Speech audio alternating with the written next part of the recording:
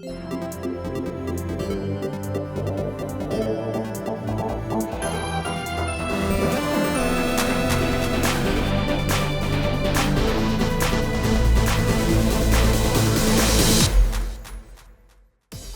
good, everybody, and welcome to another episode of the What's Good Games podcast, your source for video game news, commentary, analysis, and funny stuff. I'm Adriane, joined by Miss Christine Steimer. Oh, hello. And Miss Brittany Braubacher. Oh, hello. What's good, Are ladies? you just copying me? That's going to be my new thing. I'm going to start copying how you introduce yourself. Prepare yourself. That's okay. But what if I like if I say your name first? Then what are you going to do? Then I'm I don't gonna know. copy her. Oh, okay. There you go. See? We got to work You around. guys just have it all figured out, don't you? I feel like I haven't seen you ladies in forever. In like several hours. She's making a goof because we literally saw each other less than 24 hours ago when they were here in San Francisco, because we are recording the show quite early this week because Brittany and I are attending the Mortal Kombat 11 reveal event in Los Angeles. By the time the podcast is out, we will have played Mortal Kombat. So hopefully you guys checked out our Instagram and our Twitter, because we will be posting there or have posted there. And then, of course, we'll be talking about what we played on the show next week, in addition to some other games, because man, oh man, there are 5 and now a 6th preview event added in this 3-week span between the middle of January and the beginning of February, because so many games are now coming out in February and March. And, of course, Mortal Kombat coming out in April. But are you excited, Britt? I know you're not a giant fighting game person. I'm not, but I've always been intrigued by Mortal Kombat because I admittedly love all the gore and like the ridiculous kills. And ever since I've been starting to play Smash more, I'm kind of getting the itch to play something like Mortal Kombat, especially since I can put it on baby mode and just kind of, I'm assuming I can anyway. I'm assuming. When you're playing solo, yeah. And that's what I would do. You can take your sweet time with it for sure. Good. I just want to knock some heads off and punch people in the vaginas. Well, I guess we're going to have to maybe play together at some point then. Okay, but you can't get mad and you can't get actually, you won't get mad because you'll kick my ass. You'll be happy. Yeah, I was about to say she'll be fine because she'll be winning. You know what, though? That's what I thought when I played with John when Mortal Kombat 10 came out. And he was surprisingly good. And it was not good for me because I was anticipating whomping on him. And then he came in and kind of crushed me. And I was like, what the fuck is happening? And you're like, this is not allowed. Yeah, I got mad. Compromise obviously. in this marriage. Come on, you're supposed to dumb it down a little bit at least. Yeah, I'm like, can you just throw the match for me? You know how much it means to me. Just give me this. Just let damn me it. win. But I'm really looking forward to it. So, of course, what that means is, because we're recording the show early, is that there's not going to be a ton of new news items that happened this week. A lot of the news that we're discussing is stuff that happened over the weekend from the previous week, and we apologize for that. But hopefully you'll forgive us, because we'll be back next week with lots of more current events from the world of video games. We have some cool things that are happening. So first off, for all of our patrons at patreon.com/whatsgoodgames, we've got a brand new secret segment for you guys, for if you are in the secret segment tier, where we talk about our fitness goals and resolutions and kind of our fitness experiences, because it's such a big topic in January, everybody wanting to get in better shape for the new year. So if you guys are interested in hearing about what we're doing to stay fit and what we have done in the past and some of the weirdest workouts that we've tried, you can check that out, of course, at patreon.com/whatsgoodgames. And we also had a stream, and I want to give a big thank you to everybody who stopped by and said hello during the happy hour Q&A, or if you watched Steimer and I set things on fire in Overcooked 2. Oh my God. Including that was your fun friendship. But that's fine. Oh, no. Temporarily. Just temporarily. It was fine after that. Yeah. Going back to the fitness thing real quick, last night after some tequila, and I say last night meaning Sunday night when I was still in San Francisco with Steimer and Andrea, Steimer was like, in her onesie. She had a few tequilas too. She's like, hey, come on, get down there. She's like, you did. You're like, oh, sorry. No, she did not. She just had adult flavored water. Damn it, Brittany. Why you gotta rat me out like that? Sorry, I forgot you're doing this bullshit. I support you in all your endeavors. Steimer was like, get on the ground. She was like, do a push-up for me. And I was like, okay. And so like me and my like weak ass who hasn't done a push-up in I don't know how long did one single push-up and my right bicep is fucking sore today. No, come on. Really? I don't know. Yes. I would like to tell it's just my right one. So I'm trying to justify it and say it's because I slept wrong, that I slept on it. It might be because as we said, push-ups are a majority of your core. Like it should be more of a core exercise than an arm exercise. Oh my God. Yeah. That was real bad. So needless to say, I have a little fire under my ass now to really kind of get into shape because that's goddamn ridiculous. After so we also did the baby shark Oh no. ab challenge. That actually did hurt my abs a little bit. That's really difficult. I had no idea when I was watching it the first time. So for people who don't know, if you just Google Baby Shark ab challenge, it's the Baby Shark song, and there's these gymnasts, these like probably late Really elementary young. school or early middle school aged female gymnasts, like these girls that are all doing this ab workout and like, just crushing it, of course, because they're young and They're young very and limber. they can. So we're like, we can do it, and no, we did not successfully do the entire work. We did a little bit of each one, but man, the Daddy Shark one was the hardest, I think. Mm-hmm. It was It was like a full pike. Yeah, mountain climbers are the devil. There is a video of this. Will it ever see the light of day? I don't know. Probably not. It shouldn't.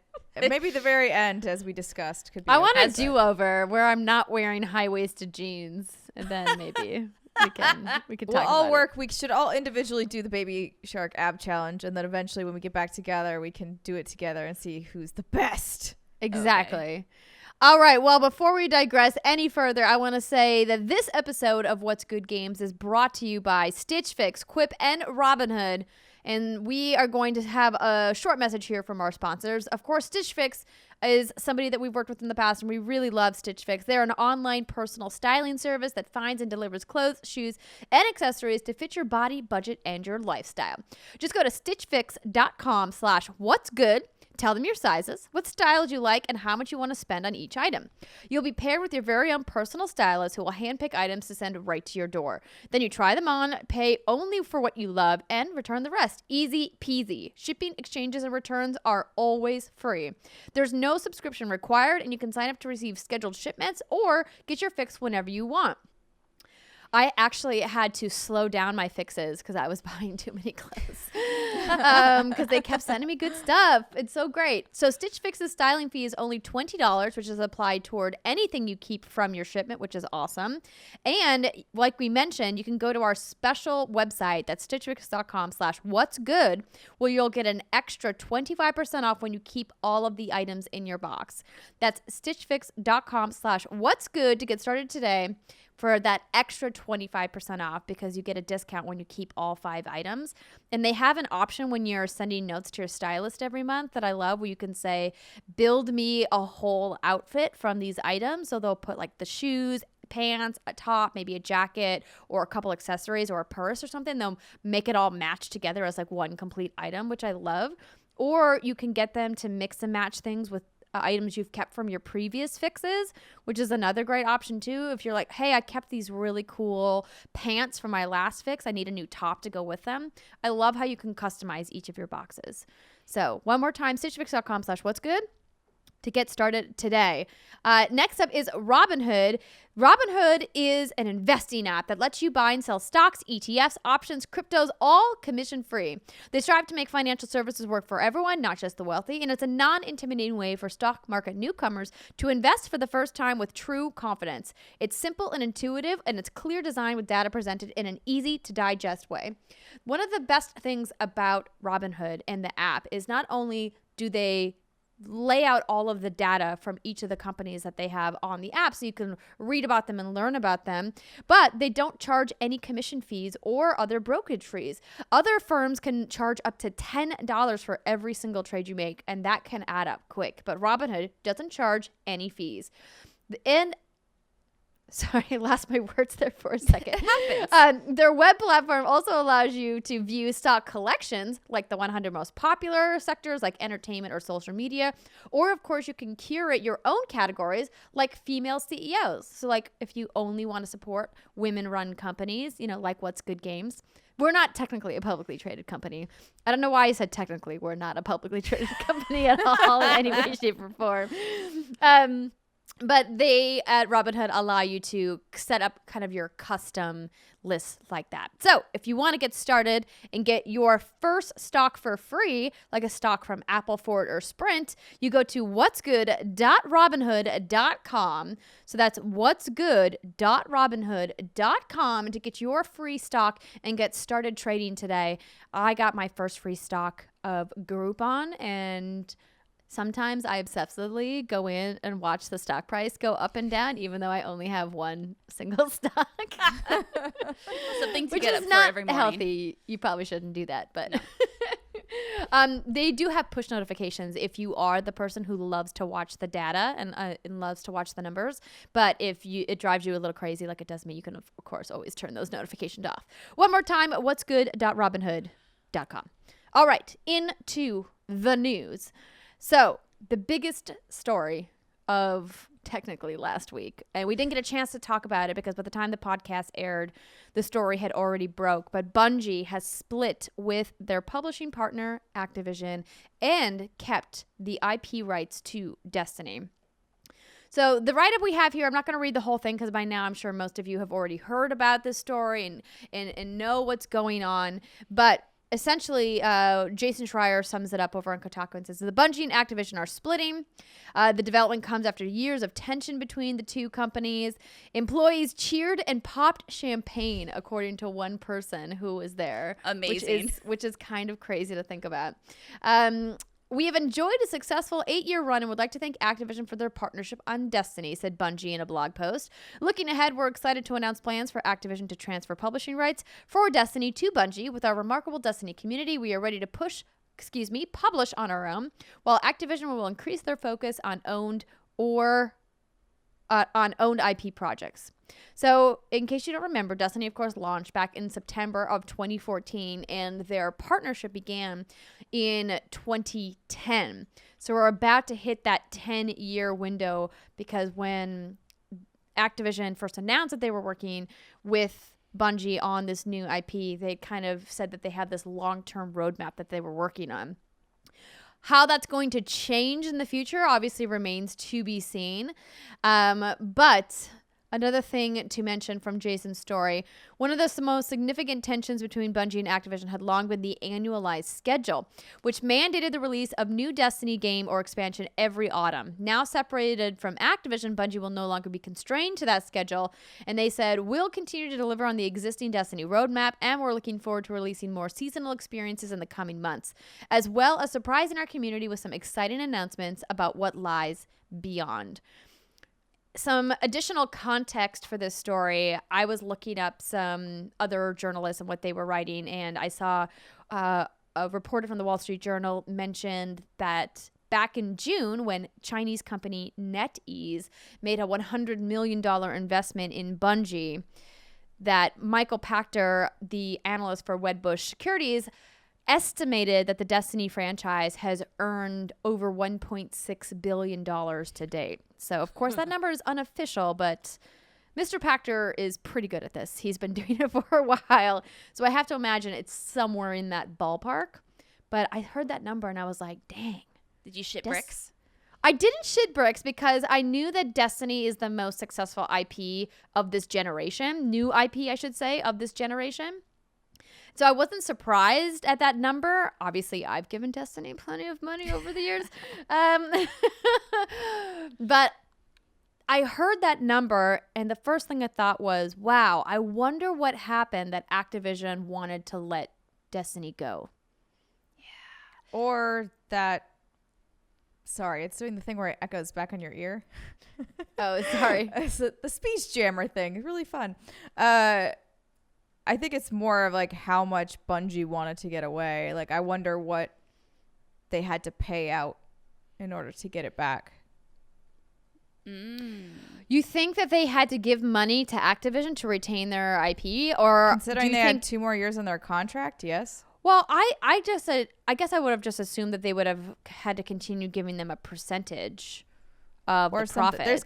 There was Maybe some money both? exchange chance to get out of this early is all I'm saying. I don't know how they broke it down, but traditionally I don't think you would just be like, well, we're both going to separate and walk, go our separate ways because we're good guys.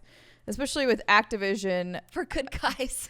Like, I mean, yeah. Like, I know exactly what you're saying. Just because Activision or Bungie wants to leave or whatever doesn't mean that Activision would let them, and legally they didn't have to.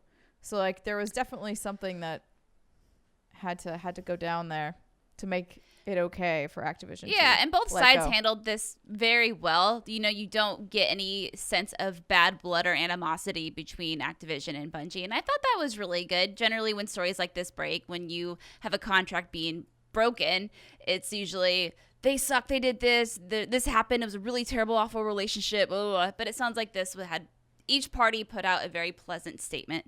So that can also be written into contracts, just saying. Well, either way, it looks good. Not saying it was, just saying. No, So I mean, that.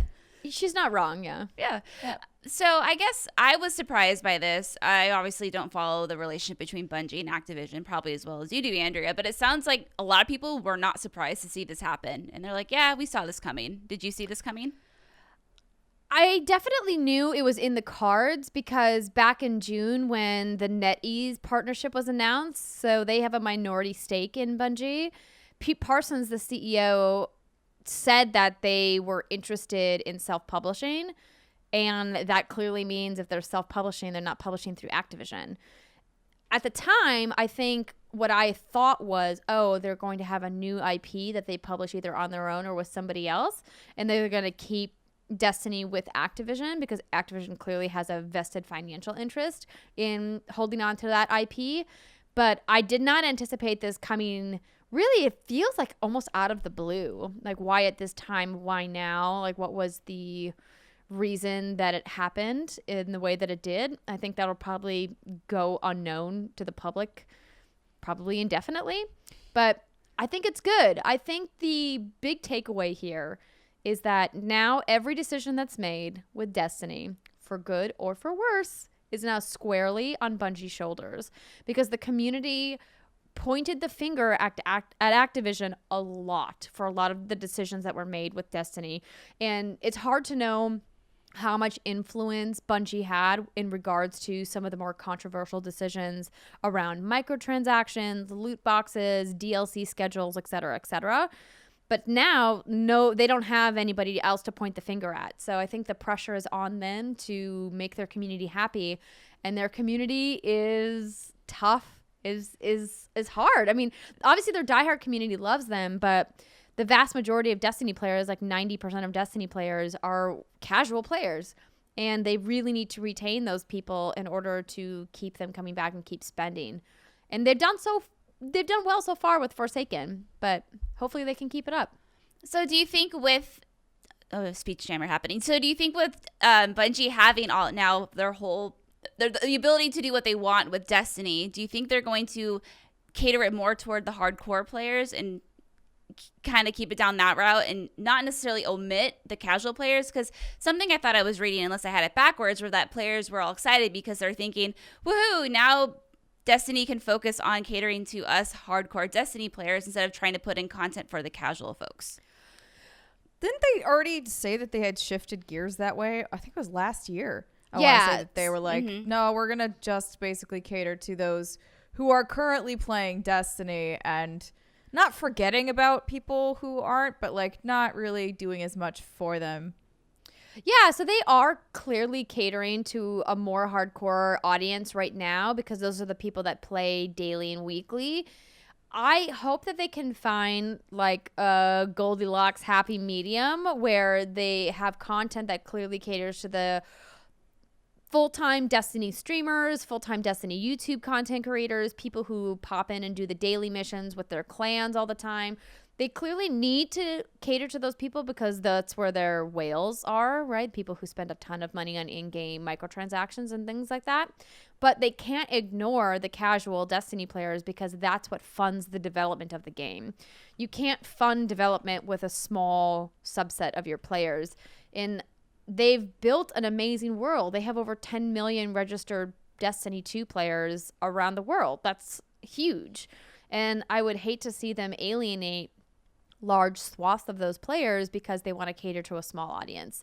But it's hard. You know, you can't please everybody, especially in a games as service. They're figuring out what works, what doesn't. You know, with this most recent season of The Forge, I think that they have a lot of lessons learned about maybe overcorrecting and making certain items too difficult for the mass audience, because if you're going to charge people for content, you have to make it accessible. You know, it's not like that's why I think a lot of people always point the finger to success stories like Fortnite, because they alleviated a lot of those concerns by just making the game free, right? They're like, hey, the base game and the gameplay is going to be free, and if you want to buy the season pass, it's going to get you all this cosmetic stuff and progression rewards, but everybody will always be able to jump into the same map together. I think that's a model that more developers are going to explore because it does make your audience pool as big as possible. But are they gonna you know, do that? Probably not. Who knows? Bungie is Bungie. Bungie will Bungie.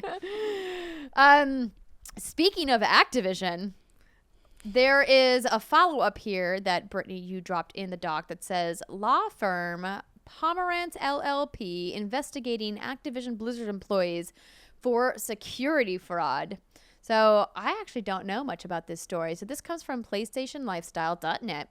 And it reads, days after Activision Blizzard and Bungie announced the end of their partnership, the publishing giant is under investigation for securities fraud and unlawful business practices. In a press release, law firm Pomerantz LLP said it is conducting the investigation on behalf of Activision Blizzard's investors. The aforementioned claims were triggered by the company's stock plummeting as a result of the surprise announcement. Yeah, no shit, Sherlock. On January 11th, 2019, the company disclosed that it would be separated from its design and development partner Bungie, and that Bungie would assume full publishing rights and responsibilities for the Destiny franchise. In the first 5 days of the Destiny franchise's release, it sold $325 million at retail. Following this announcement, Activision's stock price sharply fell during intraday trading on January 11th. Let me skip ahead here and say that Activision Blizzard recently fired its chief financial officer after it emerged that he had accepted a job offer at Netflix while he was still with the company, which is against the terms of his employment. Shortly afterward, Blizzard CFO Amrita Ahuja? Ahuja? I'm so sorry, Amrita. I don't know how to say your name. Announced her departure. It also recently emerged that Blizzard's co-founder, Michael Morhaime, will be leaving the company for good in April 2019. So we already knew that that Morhaime was leaving, but now we have like a specific timetable. So, of course, Activision's stock price is going to drop when its number 2 IP is now no longer part of its portfolio. It looks like, investors are worried that certain officers and or directors engaged in unlawful practices. But yeah, I thought that was pretty interesting. This story just broke today, so Monday. So we'll see how this ends up. Just not a good situation overall. No. Well, you know, if anybody you never really want to be under investigation for fraud, any kind of fraud. It's not great. Agreed. But if anybody can weather this storm, it's Activision Blizzard. They've got so much money. They're fine. They're fine. I was mostly surprised that Bungie didn't finish out the contract because they were only a couple years away from it being technically done. I wonder who initiated the conversation. I would have to imagine it was Bungie. Activision was not going to just offer this up when Destiny is that profitable. Right? Like, why would you be like, yes, be free, my workhorse? No. I'm going to keep you there as long as possible and keep profiting off of you. But was Activision happy with Destiny sales? Because I thought I had read a report where an article or late last year where they're saying they were not happy with the way it was selling. I'm looking for this article. They weren't happy with the way that it had been declining since the release of Destiny 2. over the last 18 months, obviously the profitability has gone down substantially, as it does with any game. And if a game as a service is going to keep profitability at a steady level, they have to be very consistent. And the first 2 expansions for Destiny 2 were crap. I'm confident in saying that. I played them. They were a solid okay, if not full-on crap. And it was those are 2 very different things to me. Full on okay and solid crap are like. The reason I say that is because part of it was crap and part of it was okay. Right? Like certain sections of each of the DLCs were like, this is fine, and other parts were like, wow, this sucks.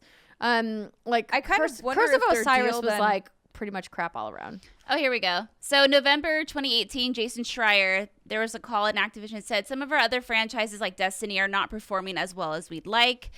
We have not seen the full core re-engage in Destiny, which has led to the underperformance against expectations to date, and some other stuff like that, obviously. So yeah, it looks like it's just a couple months ago there was some shenaniganry being said. So I guess it's really wonder if, here's my hypothesis that is based on nothing but these articles that are coming out, is that, so if Activision's like, Steimer, you know what? You just got really loud. I don't know what happened. Steimer, something's happening with Steimer's microphone. Something is going on. I maybe have a ghost in my house. I don't know, because the microphone goes up and down. My camera turns on and off.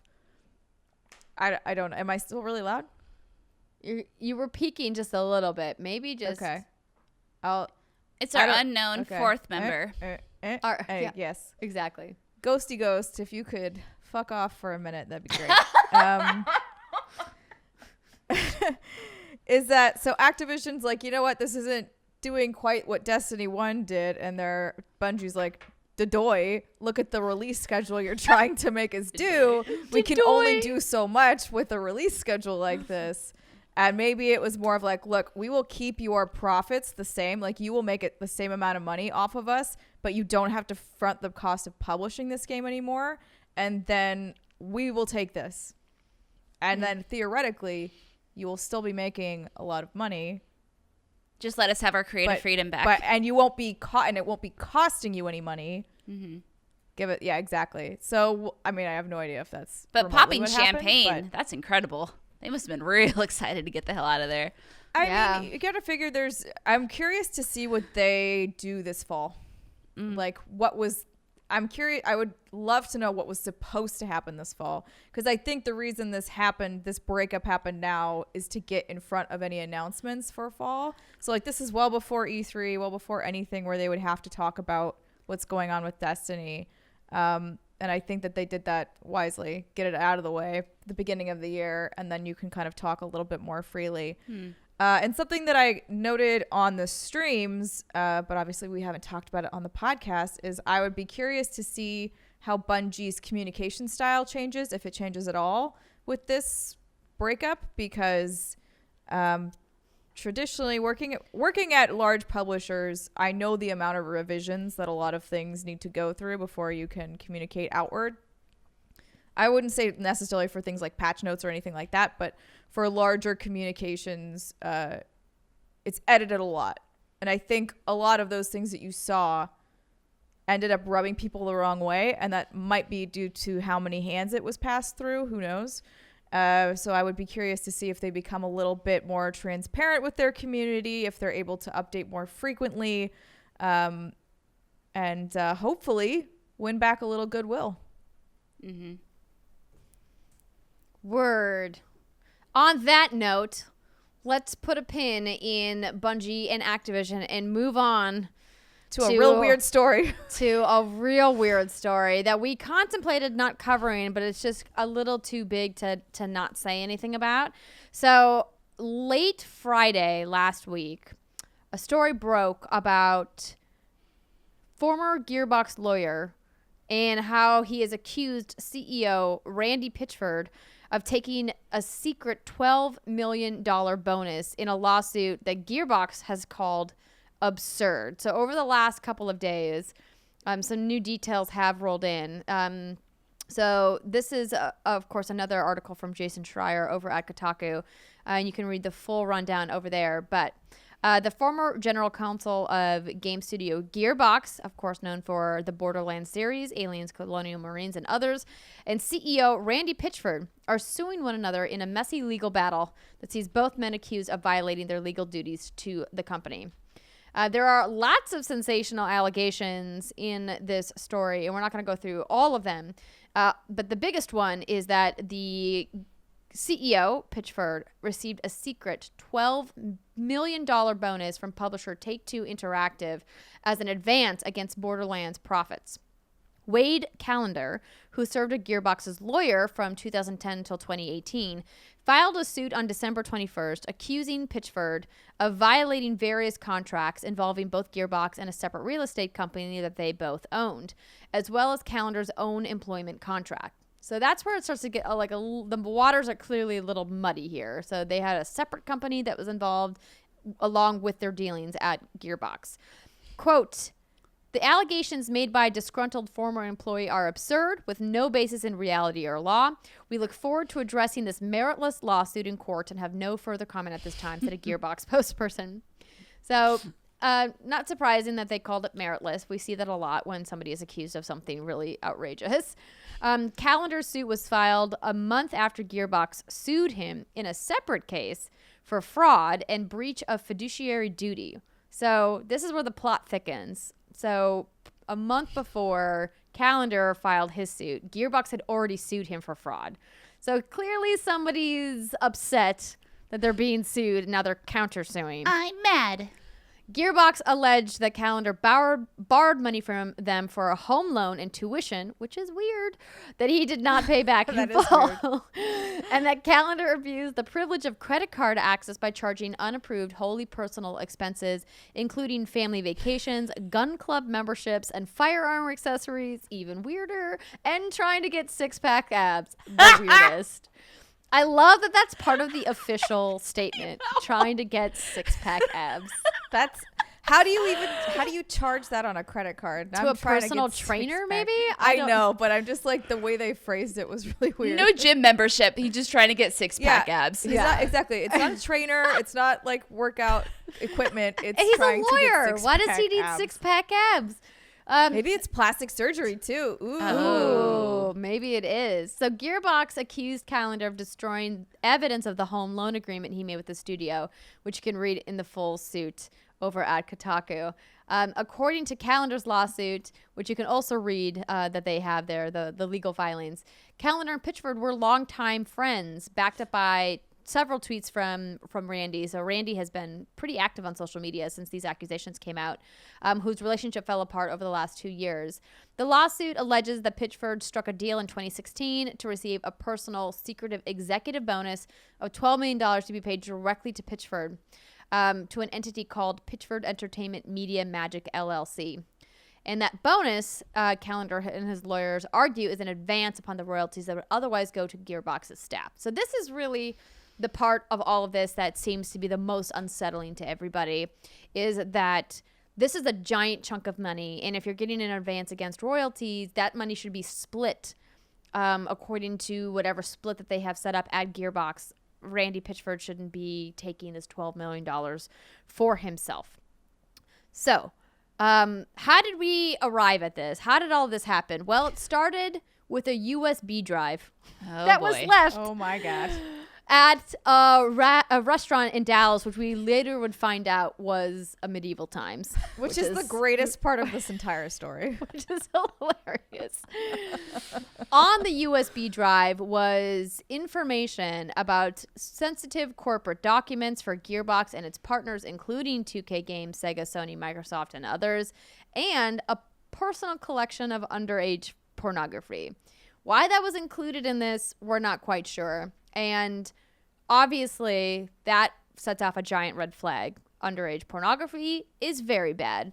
It's one of the worst things you can do. Don't ever look at porn of kids. Is it worth noting that underage is also in quotes? Yes. So, as I continue. Several hours after the story was originally published, Ars Technica tracked down a Magic podcast, which Pitchford appeared on.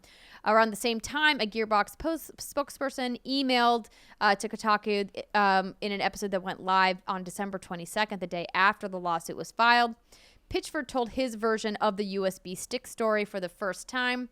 He admitted that he enjoyed cam girl pornography, in which a woman streams live erotic content, and explained that he saved the video of the cam girl before it was lost. He said the reason he kept it was because of something she did on the video, which we're not going to go into here, that he thought was not possibly real. It had to have been a magic trick. So that's why he kept it, because of his fascination with magic. And he wanted to figure out how she achieved this trick. And he said that there was only one video on this stick, and that her handle was only 18, and it was under the umbrella of barely legal porn, meaning that she is 18 years or older, but clearly looks like she is underage, but is of age, which is, of course, a well-known part of adult entertainment. I think if you've ever seen porn, you know about barely legal porn. So the porn stuff aside, because when we talked about it, the three of us, when these allegations were breaking, I was like, oh, holy shit, what the fuck is going on?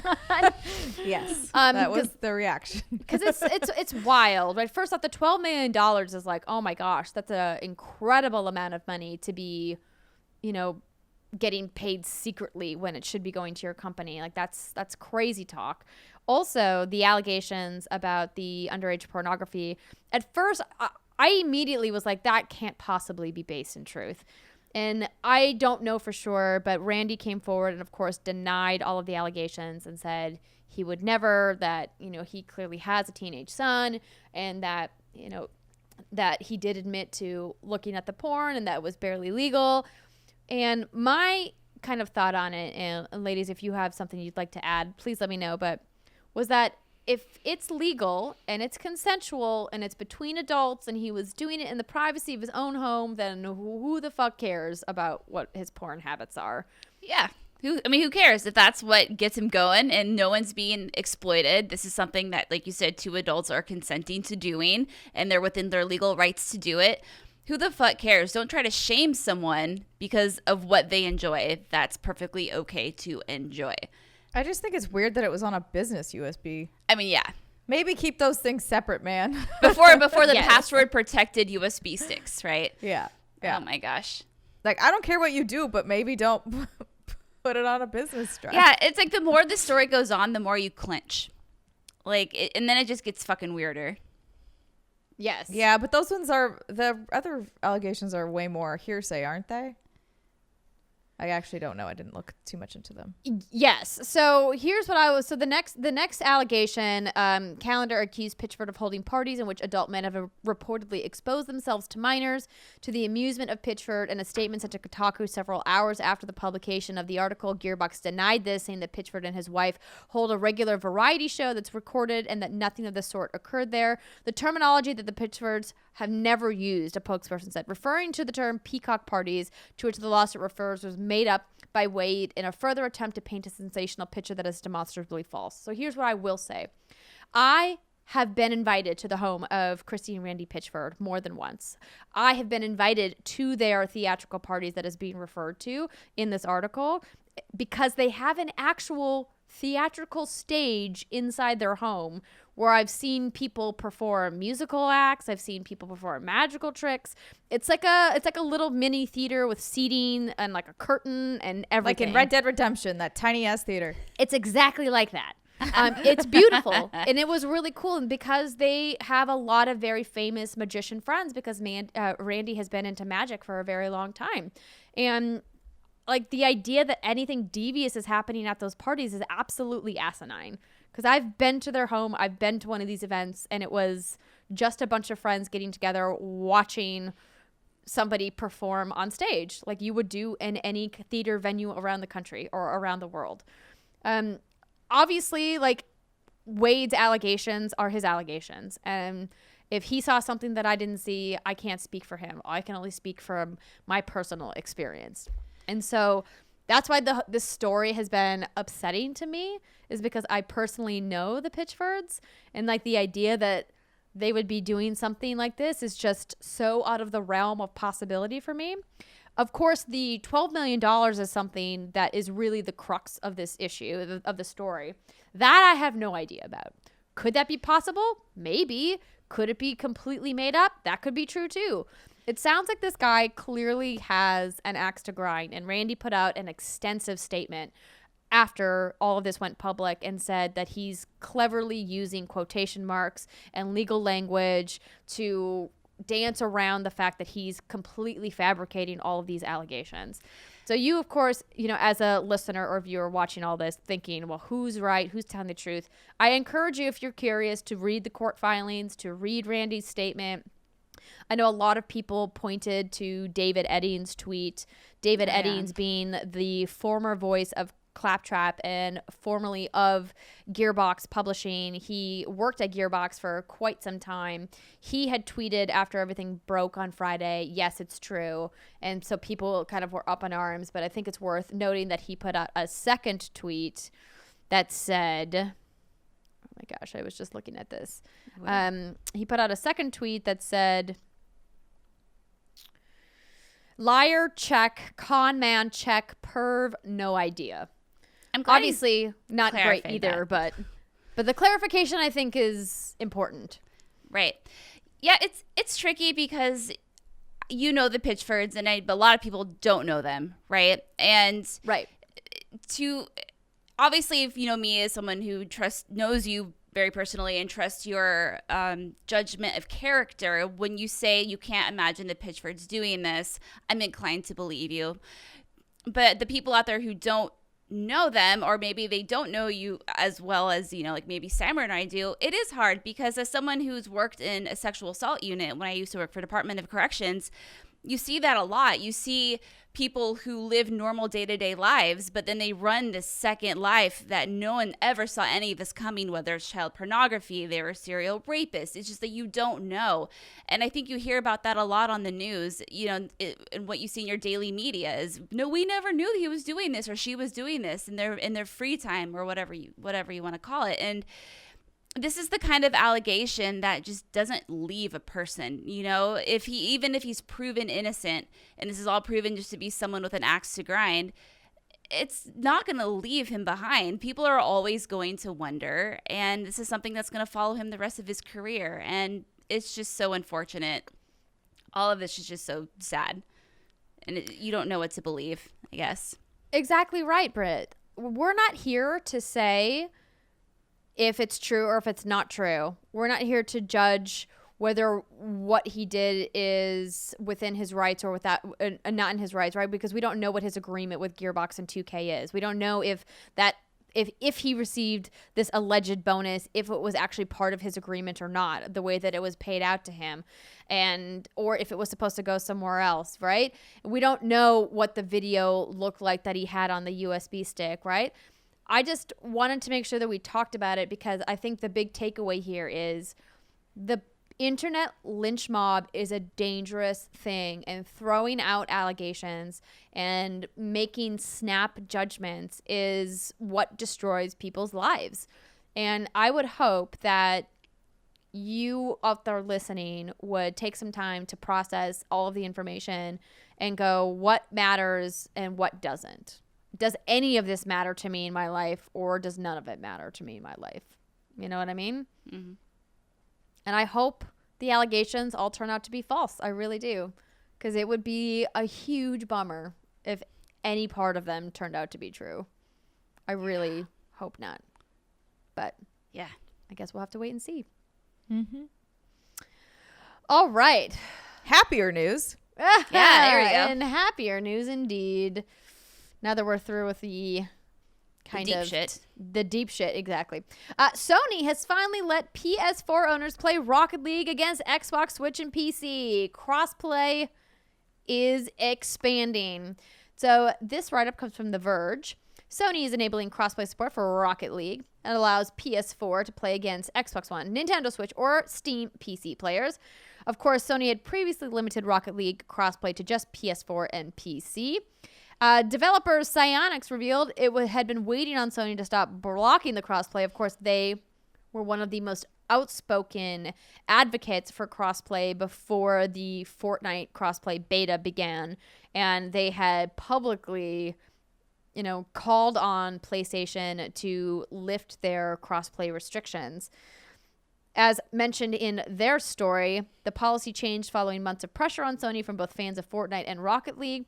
Psyonix is enabling crossplay by default, which is important to know if you're if you're a big Rocket League player and you don't want to do crossplay, you have to go in and change your settings. A future update will also allow players to party up across platforms.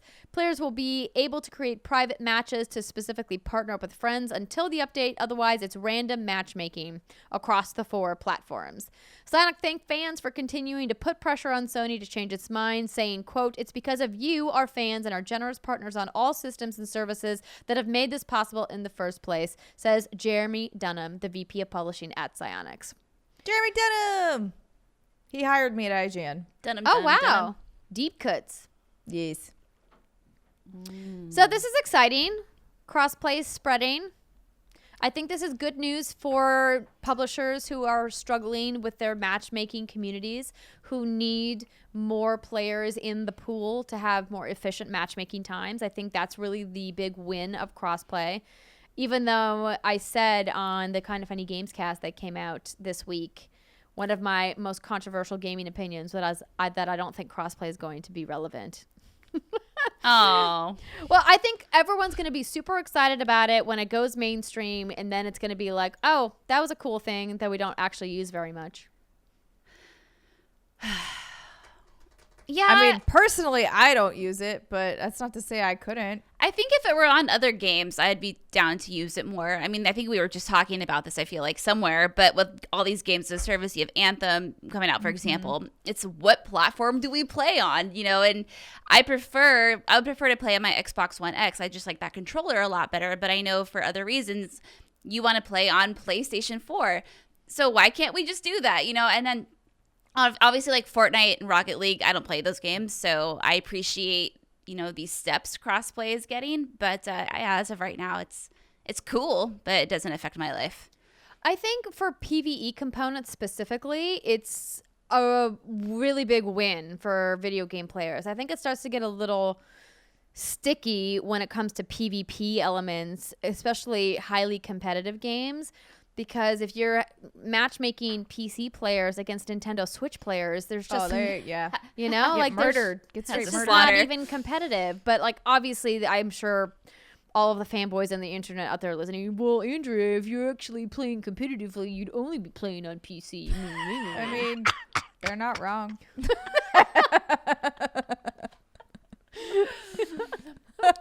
We call that casual competitive.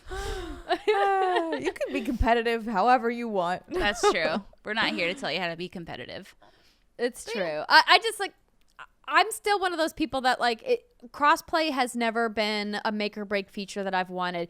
Am I excited that it's on the horizon? Sure. Like you said, Britt, it'd be great if we could play Anthem together. I'm playing on my PS4 and you're playing on your Xbox One. That would be awesome. But is my life going to be devastated if we can't? No. Aww. Yeah, but I think we also, we are not the people that this is super relevant for because we have all of the consoles platforms where obviously a lot of people they don't have the ability to do that. So if you are the only one of your friends that picked PS4 this generation, which would be weird, but could happen. And then all of your friends are on Xbox, that fucking sucks. Sucks for you. But then if there's things like crossplay, that eases that a lot. So I think it's much more for people like that versus we are weird anomalies. We are not your average gamer.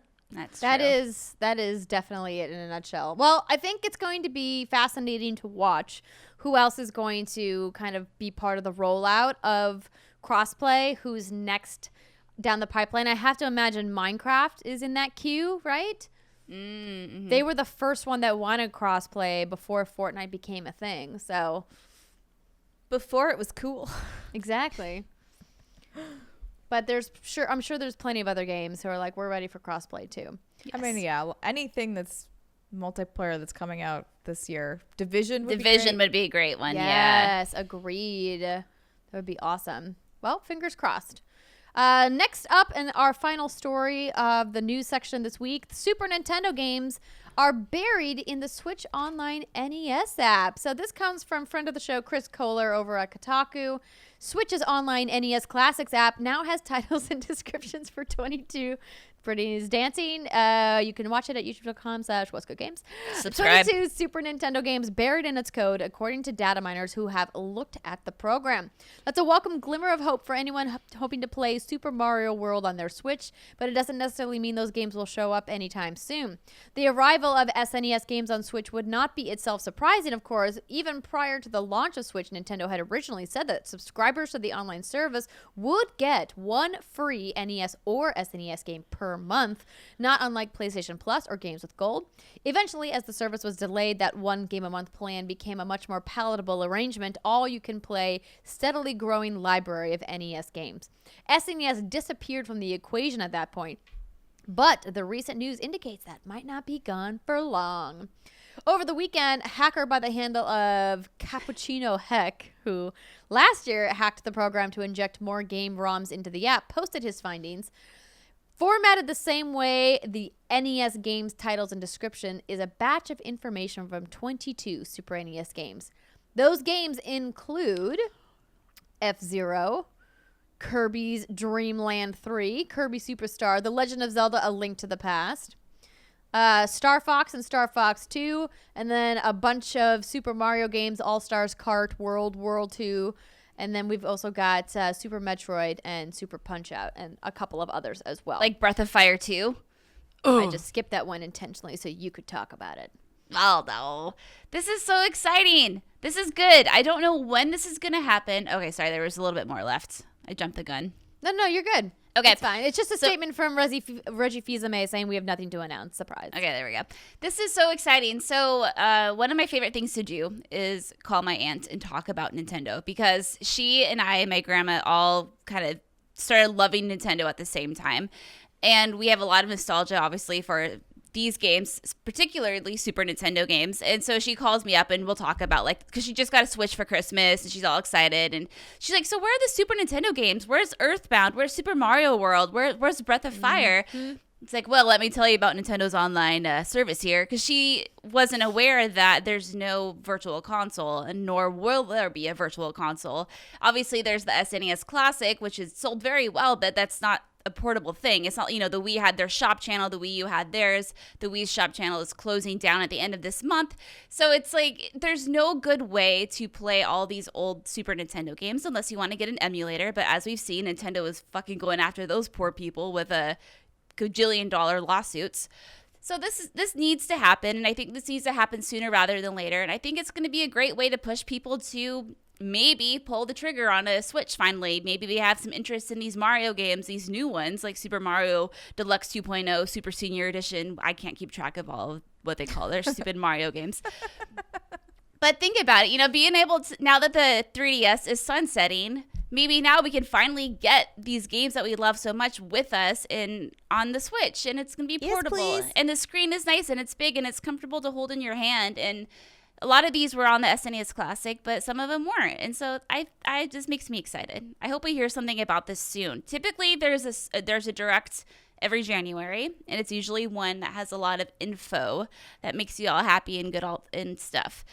But yeah, so maybe we'll get a direct this month, and they'll announce this. I don't know. I would love to see that. It'd be cool if they dropped them all at once too. Well, they usually do a big direct in January, right? Yeah. That's what I was saying. So it would be a good way to kind of kick people in the pants to buy their Nintendo Online subscription if they haven't already, like if they're not actively playing Smash or what have you, and to kind of get people invigorated for what they have coming down the pipeline. Because as we've talked about many times on the show, we don't really have a clear roadmap for the dates as to when they're releasing games in 2019. No. And just this makes me feel so excited. I love me my Super Nintendo games. And I think, isn't Earthbound not on here? No. No. Oh. What? Okay, that's fine. You're not surprised about that, though. You're like, that's fine, whatever. That's fine. That's just the one I want the most. It's fine. Anyway. Well, Brittany, I'll keep my fingers crossed for you if Earthbound ever does appear on Nintendo Switch. But for now, you're going to have to wait. And we're going to take a short break since that's now the end of our first segment. When we come back, we are going to talk about what we've been playing, including hands-on with a brand new game that's set to launch in February of this year. What is it? Join us to find out. We'll see you in a minute.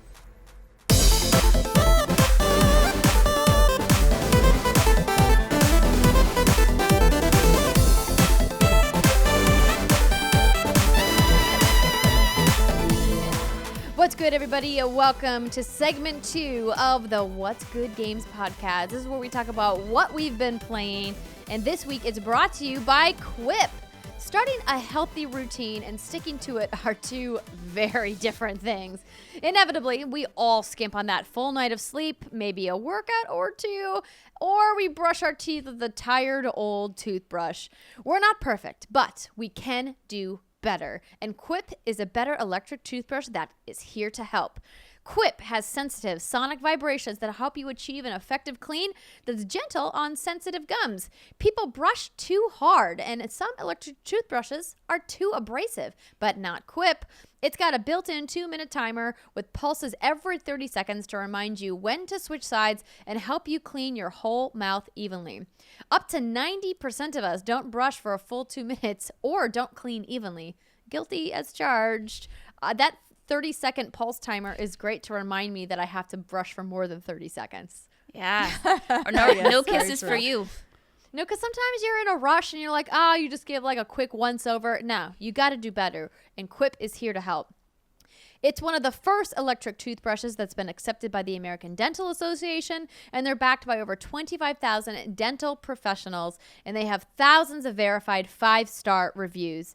And we, of course, love Quip. Steimer just was using her pretty bronze Quip when you were traveling. It's got that nice case that sticks to mirrors. It's fantastic. Yep. And you guys can get started with Quip for just $25 if you go to getquip.com/whatsgood right now. You'll get your first refill pack for free.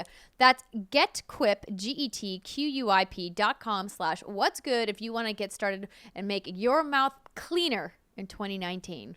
Getquip.com/what's good. I feel the urge to brush my teeth right now. Like, I my do teeth too. are dirty. I feel my I have some garlic lingering in my mouth and it's not good. Ooh, that sounds delicious though. Yeah. You know, it's good like right after you eat, but then when it kind of festers in there like a little too long, you just kind of want it out. I know what you mean. You get a little bit of a funk going on. Yeah, a little bit of a funk. I'm growing some weird shit. I don't know what's happening. It's weird. Well, it's okay. Quip will take care of it. Yeah, get your Quip out, man. All right, so let's talk about what we've been playing.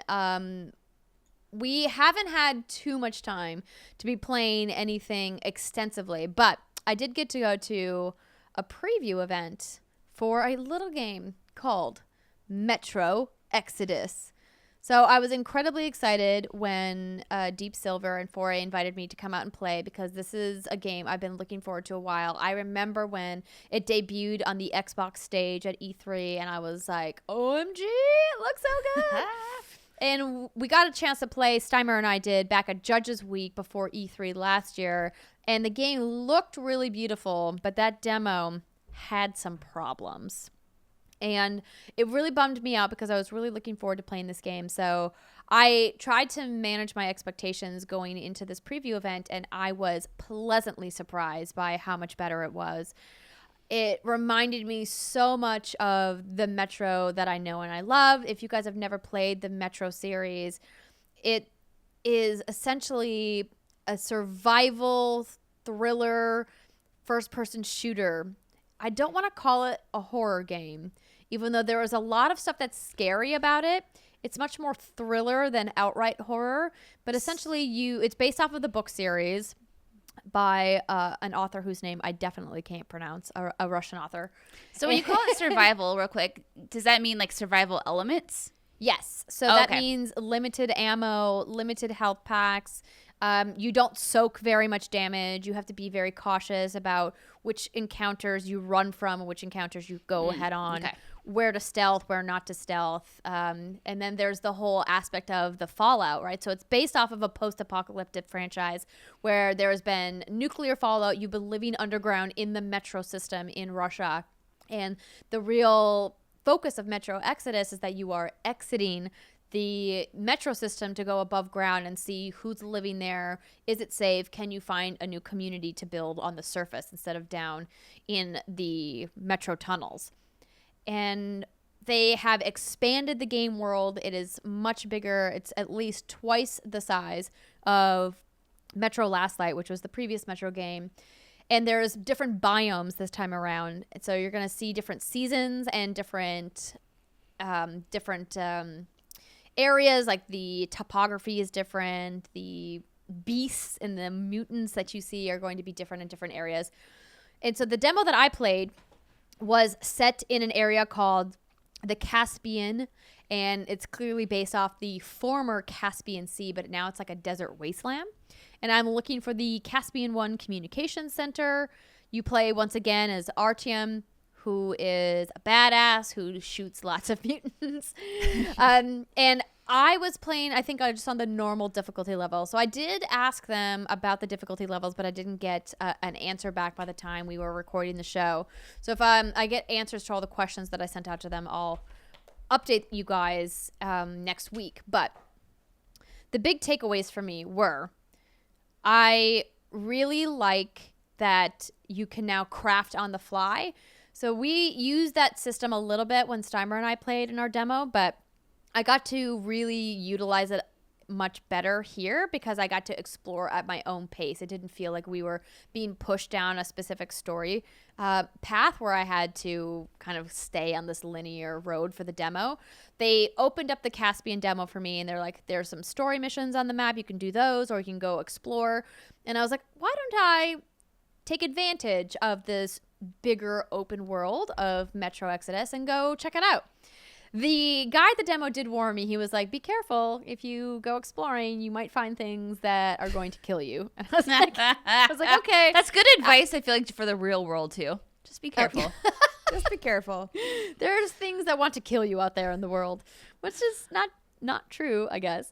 So I found these question marks on the map, and so I went over there, and getting from point A to point B is in and of itself an adventure because you could either choose to go on the roads, then leave yourself exposed to bands of humans or bands of mutants that are potentially out roaming around. Or if you go off the roads, you can run into packs of like crazy creatures and things that want to eat you too. The benefits of exploring include being able to pick up more crafting items so that way you can upgrade your guns with a variety of scopes, grips, etc. And you can also find crafting items to build med kits, to build filters for your gas mask, because the mask feature, which has been very prominent in the Metro series, is back. I figured out exactly how to read my watch this time around because I forgot all the different settings. So one of the things that really struck me when I first started playing this demo was there was no HUD at all. The heads-up display, all of the information you normally see on screen, gone. There was nothing. And I said to them, I go, is the HUD supposed to be gone? And they're like, there is no HUD. And I was like, what do you mean there's no HUD? I don't generally like to play that way. There is no phalange. Yeah. So they said to me, all of the information you need to know is on your wrist. So obviously first person, you can see your hands holding the gun, and on your left wrist is a watch with a bunch of indicators. There's like a red to green indicator on radiation for when you need to put your mask on. There's the time of day indicator when your mask is on. There's a countdown for how much oxygen you have left. And then you can visually see in the clips on your gun like how many bullets you have left. It's not an exact number unless you're actually counting, but I was blowing through bullets too fast to count. But I thought that was a really fascinating approach because it made me uncomfortable at first, but the more that I played, the more I got used to it, as with any video game mechanic, right?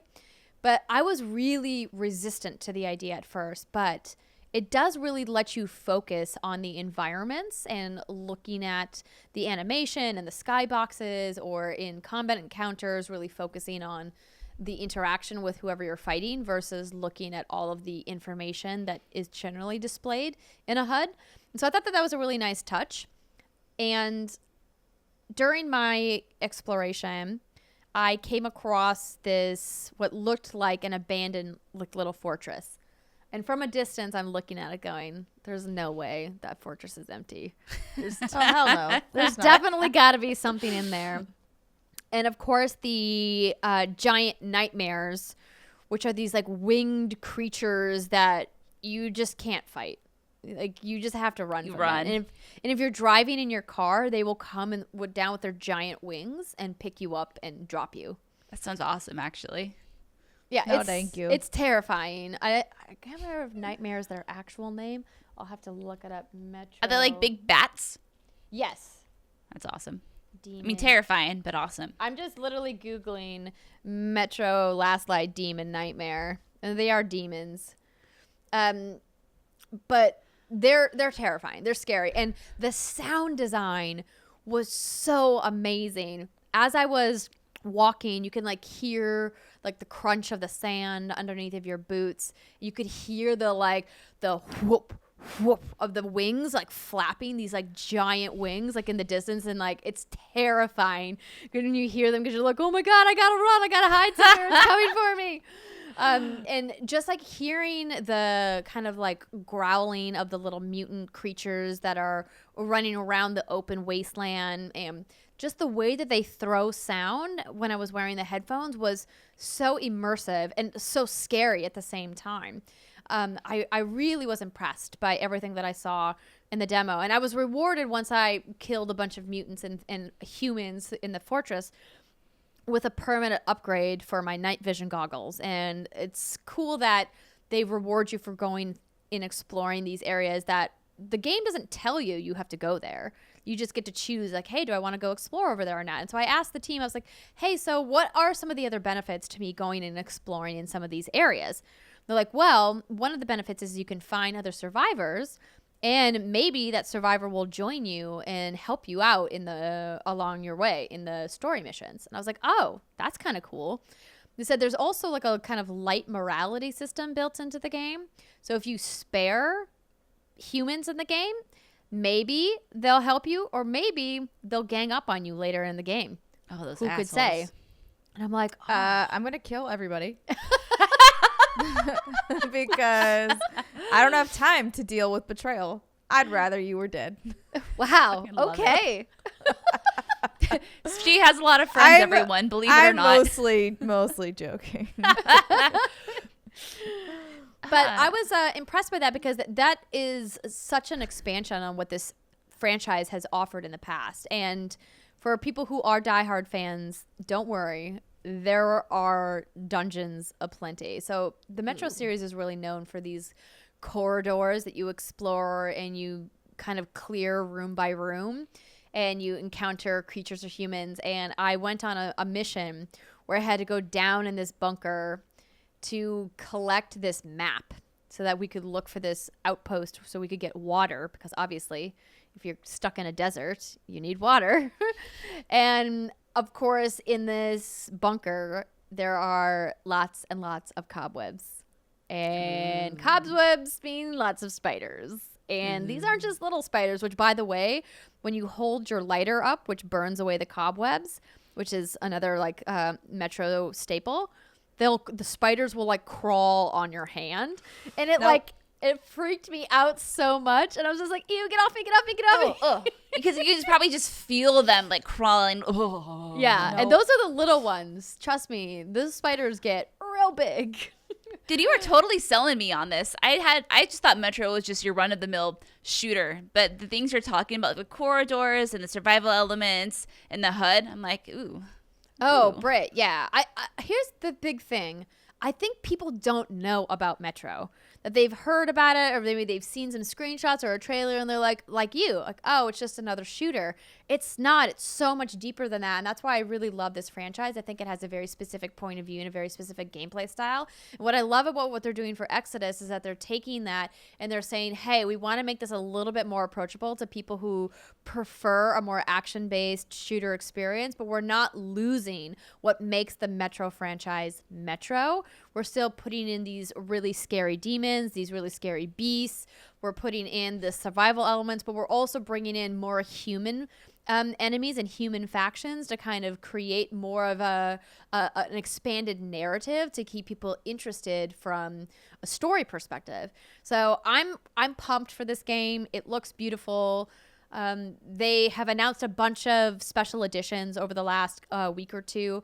They announced the new Metro bundle. So if you guys have never played Metro 2033 or Metro Last Light, you can play them. Those are, of course, the remade from the deluxe, or excuse me, Metro Redux, which came out, I believe, last year or the year before.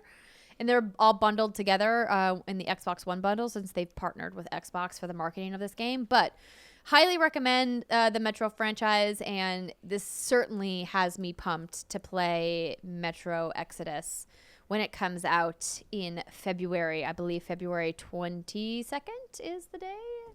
Metro Exodus. Somewhere around games. I thought they moved off of that. Yeah, they did. They originally were the 22nd. Now they're up to the 15th. Metro 15th. Or excuse me, February 15th. That's like a post-Valentine's Day game you can play with your significant other. You can gather. Hey, you can't honey, play together. I love you. Let's go to the wasteland. Go. So, Andrea, are there single missions, or do you have side missions, or how does that work? Both. Oh, so, okay. The way that my demo played is that, you know, there's like an icon on the map that's like, this is where you need to get to. And then you'll play through a mission. There's cutscenes, there's objectives, and you will see other things on the map too, where like Anna, who is your kind of like BFF love interest in the game, will help you out on some missions. Like, for example, she pointed out to me this like abandoned oil tanker, this giant ship, and she's like, hey, if you go over there, you know, you'll probably find some good gear, like hint hint, maybe you want to go explore that thing over there and check out what they've got. Maybe they've got a special gun or a special attachment for your gun or an upgrade for your gas max or compass or what have you. And she'll help you out from afar because she's a sniper. And so there was this one mission where there was this like guy up in a tower, and I just could not for the life of me get him. And thankfully, after I died twice, she ended up having him kill me. Which, by the way, like dying in the game is pretty brutal because if you use med kits and you die and you load a checkpoint, you don't get your med kits back. They're gone. So I think that's where the survival elements really kick in. Is like you have to be very cautious about which combat encounters you want to approach and how and when and what you want to use. Do you have enough bullets crafted? Because you can only craft a certain amount of things on the fly with your backpack. Like, for example, I could only craft one type of ammo, but I had 3 guns that I could choose from. So if I ran out of ammo of my other 2 guns, but my one gun wasn't good for sniping, then I'm kind of shit out of luck. So I'm excited. I had no idea. Cool. Yeah. Looks good, though. I'm pumped. So, enough about Metro. Thank you for listening to me ramble on about it. I'm very excited about it. During our after-hour stream this past weekend, thank you again so much to our patrons for joining us. Steimer tried her hand at Resident Evil 2. And she loved it. She loved every second of it. It's the best game in the world. Screamed a lot. And a lot of it was unnecessary, but it was mostly the atmosphere. And it's one of those things where, like, you know, things are going to jump at you. And so any minor noise or whatever, you're just like, bah, what is that thing? And you weren't even wearing headphones. I wasn't wearing headphones. I don't know that I could play this game while wearing headphones. Although it might give me it might help me with figuring out which direction. Because I was having a little bit of trouble with that. I'm like, where are you? Like, I hear the thing, but because we were just playing it from the TV and we were talking to each other, I couldn't quite figure out where they were coming from. But yeah, it was an experience. I love you. I'm not sure. I'm definitely probably only going to play this game for like 2 hours, and then I'm going to be sweaty and leave. And like, I'm going to be done because I'm going to be like, my God, I can't play this alone. Brittany, if you flew down here and played with me, I would play more of it. I would love nothing more than to dedicate a weekend to playing Resident Evil with you. Are you kidding? Okay. That sounds great. Come on down. It's like my best life. Can I come too? Come on down, Can stay we with me. slumber party? Yes. This is how I know you two are some of my dearest friends. You're like, we'll play Resident Evil just because Britt loves it so much. Because like I'm gonna hate my life while playing it, Yeah, but I know how much joy it brings you, and so therefore I will play. But if I'm playing it by myself, I'm not playing it for myself. I'm playing it for you. Oh, you're the best. But yeah, I think what you'd mentioned before was a little perplexing to me, which is that the zombies in those games take a lot of bullets. And I think I shot one zombie in the head a total of 5 times. So 3 for him to go down, and then he still got back up. And then I just shoot him twice more in the head. And then I think he was down forever. Yeah. But I was like, my goodness, these take a lot of bullets. And I think, Brittany, you mentioned someone was saying, well, the idea with those is you're supposed to pop them in the head and then run past them. Yeah, so this is Leon's standard issue weapon that you were shooting, and of course, it's not the strongest weapon. I think this one's made more for shoot, run past them, because this is the beginning of the game when all shit's going down, and you're like, what's happening? And also, you can upgrade your guns and your shotguns and everything else throughout the game, at which point I'm assuming it'll become more powerful, and there are other weapons you can acquire. So the person I was talking to in chat was saying how he found that if you shoot the critical part of the head, I don't know where this is because I haven't watched this or verified this myself. Between the eyes. You can take them down or one or two shots, but just simply hitting them in the head isn't enough to constitute as a headshot. Which I still have problems with that because it is a zombie and you do shoot them in the head, and that's how they go down, and that's how it's always been. So to make that a little gamified kind of irks me a bit, but I don't know. I guess we'll find out when we get more time with it how true that really is. Yeah, so the demo was 30 minutes. It's like they time you for 30 minutes, and I think I almost got to where I was supposed to get, but we couldn't figure out where this door was. Right. Like I'd gotten a special key to a door, but then we couldn't find the door. Yep. So welcome to my life. I have part of what I need and not the other things. But otherwise, I mean, I always liked playing with you guys. I enjoyed kind of making fun of Leon because I'm like, you're a stupid boy. Oh, yeah. Why are you doing all of this? Like, you see, oh God, like when he crawls on the ground, like in the blood, I'm like, no, you stupid. What? No. Never go face first. I don't know. I'm just yeah. But other than that part was fun. If you fly down here, I'll absolutely play this. So did anything about the demo surprise you? Was it what you thought it would be? It seemed, yeah, kind of. I think the thing I was surprised most by was the amount of stuff in the environment that it looked like I could come back to and like unlock with puzzles or like finding things in the environment. I think I always have thought of Resident Evil as more of just a shooter, like not necessarily any puzzles really happening.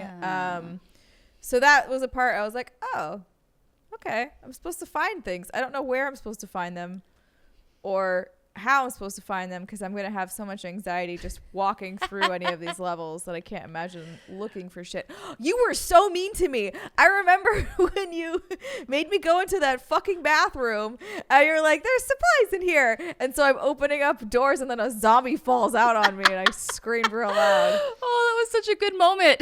Oh my God. I was like, I mean, you had Brittany? to have seen that coming, right? Come on. Of course. Not there. No, because like I was like, oh, cool. These are lockers. Like this is where the supplies are. Like if I imagine things popping out at me, like if the zombie's on the ground, I imagine them being able to get up. If I see you, I imagine you getting up. But I wasn't expecting one to be in the fucking locker. He probably got bit and tried to take refuge in the locker, and it didn't work out for him very well. Or someone was like, yeah, you stay in here. Well, On so that Britt, so Britt had played this demo before, Yeah. and I'm sorry, you were going to say on that note. I was going to ask you about what you thought about the exclusive trailer. Oh, yeah. So going back real quick, because my thing's more relevant to what Steimer was saying. On that note, what's interesting, what they've done is that they've rearranged a lot of the scares in the game that you would be used to. So one of the first rooms you go in original RE2, the liquor, which you didn't see, Steimer, but it's this weird, like, muscular, fleshy, four-legged thing with huge claws and a brain and a huge long tongue. That's the name, the liquor. It skitters across the glass, and that's the first time you ever come across it. And then you find it in the following hallway. But no, not in this RE2. So they've really reshuffled the scares around. So even I don't really know when they're coming. So I will be suffering with you, and it will be fun. They said that they changed all of the jump scares throughout the entire game when I talked to the team at Capcom, and that all of the puzzles are different as well. So they utilize some of the same elements, but all of the answers to the puzzles are different because they really wanted to maximize replayability for people who are big fans of the first game. They're like, well, what's the point of us keeping the puzzles the same? So I hope, fans are super excited that they're going to have to do all of the puzzles over again. I'm so excited. I don't know if I've ever been this hyped for a game release before, and I don't know when I'll ever get this hyped for a game release before. I'm like dreaming about it.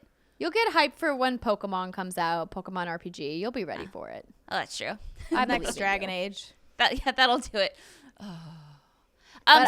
Your enthusiasm makes me excited, Britt. Oh my god, I fucking can't. So the new trailer we saw, I just saw it that one time with you ladies, so I don't remember it too much. I do remember we saw some of William Birkin, more Annette Birkin, who obviously are. See, this is the thing. I feel like I can't really talk about what they are and what they do because it's. Sure. Yes, you could talk about the other thing at the very end of the trailer that was wackadoodle. Super wackadoodle. So Tofu was an unlockable character that you could get. I'd have to confirm it, but it's if you play Leon A, Claire B. Let me look it up. But you had to finish the scenarios with an S rank rating, I think it was, and then you got to play as Tofu, which is literally a piece of tofu. Yes. When you were like, oh my god, it's going to be Tofu, I thought that was the name of a character. And then it showed up on screen. I'm like, it's literally a chunk of tofu. Like a white block with a little hat on it. Okay, so the original RE, you had to beat the game 6 times. You can have separate save files, but they have to be consecutive runs using the same save file to start the next game. Claire A, Leon B, Claire A, Leon B. And you need an A rank. So that's how you would unlock it. So some new screenshots of Tofu release, and it's literally this fucking block of nice texturized tofu with like a knife just floating in front of it with a little hat, a little beret on his head, and it's the fucking cutest thing ever. So I think I want to play the game as that. So like, Brittany, the comic relief. You go through, you unlock it, then you come down here, you let me play on your save file, and I'll play the game as Tofu. Then I won't be as scared because it'll be stupid. Will we eat tofu while we play as Tofu? Sure. That sounds delicious. There we go. Get a little crispy tofu in there. Yeah, let's go. Oh my gosh. Well, we don't need to hear any more of Britt's thoughts on it. We know that she's pumped and ready. And stop me now. And I'm excited to hear that Steimer is on board to try it. I also have been infected by Brittany's enthusiasm, and maybe you guys have out there too. So we don't have very much time left because we are under some constraints for the record for this week. But Brittany, did you have stuff that you'd like to talk about, or do you want to hold it for next week's episode? I can hold it for next week's episode. It's totally your call. You take a look at the clock and you let me know. Give me a thumbs up or a thumbs down. I'm going to give you a big fat thumbs up. So I'm still playing more Y2K, a postmodern RPG. I talked about this a lot last week. It's developed by ACT Studios. It's been a thing since 2015. It's finally coming out this month. I think tomorrow, actually. Or maybe it's already out. I don't know. It's not already out. Anyway, so last time I talked about kind of what it was, but I didn't get to go into more of like the puzzle elements of it and some of the other dungeons and some of the fighting techniques. So obviously it's an RPG. It's a turn-based RPG. You are following a Cuckoo Banana story. You're running around different towns. You're talking to people. You are doing some side quests. In that sense, it's kind of what you would expect from an RPG. But where this is different is the combat in particular. You know, you have like a keytar, you have a CD that you throw at people, you have a camcorder. I talked about that a little bit last week, but what I didn't mention was one of the issues I'm having is that it's 16 seconds load time for each random battle you encounter. Oh, no. And I shouldn't say long. random. That's not fair because you see the enemies on screen. But it is, I timed it. It's 16.23 seconds. If you're timing it, it means it was so long that you felt compelled to time how long it was. And by the way, the release date is January 17th for Switch, PlayStation 4, and Steam. Sweet. For YIIK, a postmodern RPG. I am playing on Switch. I am playing docked, so maybe those times will be a little different on the other consoles. But yeah, so what I noticed is I would run into a character or an enemy, and then it would take 16 seconds to load. And that's just that's not good. That's not good at all, especially when you're playing a turn-based RPG where you want to grind and level. That's a huge deterrent. Also, the fights seem a little unbalanced right now. For example, I have my CD is He Wants It That Way by the Back Alley Boys, and that's what I throw at my enemies. And that's what I throw at my enemies, and it's only a level 1 CD. The strength is 1 point, and I can upgrade that to a 2 strength CD to play off of the Rolling Stones, but I don't remember what it is, but it takes over half of my money, and I can't see that making such a huge significance that it would be worth half of my money, so I haven't upgraded it. So I'm coming across these battles where I'm throwing the CD at these enemies, and the fights are taking about 15 minutes for 20 experience points. Now in this game, 20 experience points isn't a lot. You need 100 to start beefing up your statistics. So that just seems really unbalanced. It shouldn't take 15 minutes when you're just doing like a few hits here or there, especially since every attack is a mini puzzle. And if you don't nail the timing just right, you will screw up your attack entirely and you won't cause any damage. So that's a little off-putting. So I hope that gets fixed, or they beef up the He Wants It That Way, because I feel like that should be one of the strongest weapons in the game, personally. Just my little thought.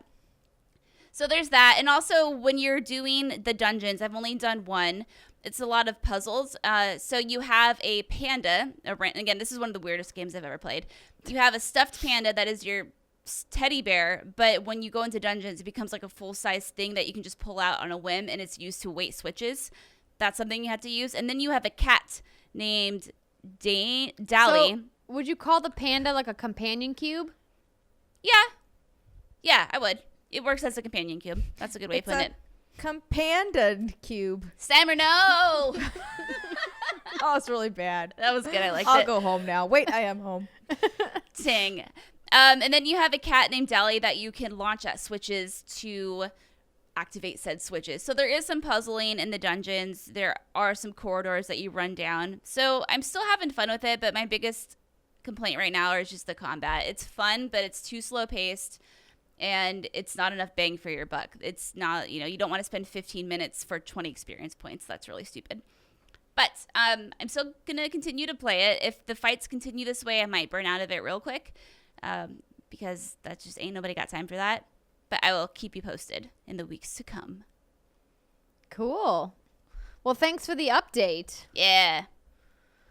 Well, that is probably going to bring us to the end of the show for this week. We are skipping the third segment because we had such a long show last week. We hope that you guys enjoyed the Red Dead Redemption 2 spoiler cast, a whopping 1 hour and 40 minutes just for the spoiler cast, which is crazy. But we had a lot of fun talking about it, and we will be back next week. Like I mentioned, Britt and I have gone to the Mortal Kombat 11 preview event. We're going to be talking about what happened there.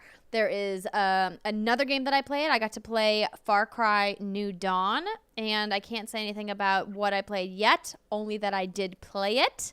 And so expect some thoughts from me about that next week.